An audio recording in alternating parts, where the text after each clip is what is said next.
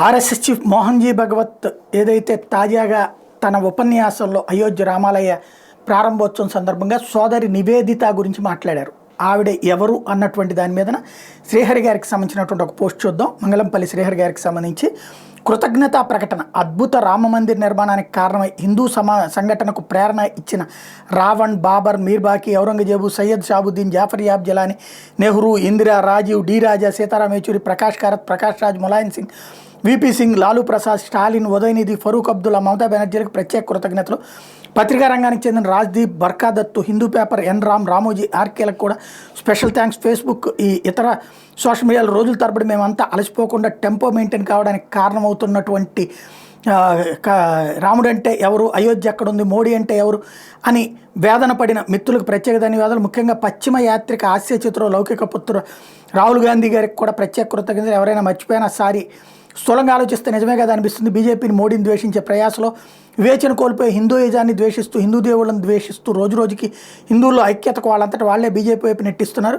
హిందువుల్ని లౌకికవాదం అంటే సర్వమత సహనమే తప్ప మైనార్టీకి దాసోహం అయిపోవడం కాదు, మైనార్టీ మతాన్ని ద్వేషించడం కాదు. ఈ నిజం ప్రజలకు అర్థమవుతుంది. కానీ పైన చెప్పిన సోకాళ్ళు కోహనా సెక్యులరిస్టులకు మాత్రం అర్థం కావడం లేదు. చేజేతుల బీజేపీ బలాన్ని వాళ్లే పెంచుతున్నారు.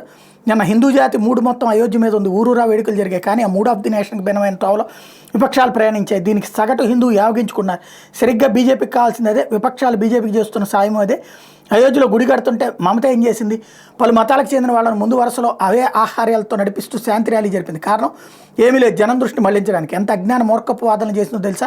మోడీ తన ప్రసంగంలో సీత ప్రస్తావన తీసుకురాలేదట. సో బీజేపీ మహిళా వ్యతిరేకం అట. బెంగాలీలు దుర్గామాతను పూజిస్తారు కాబట్టి తను మహిళా పక్షపాతట.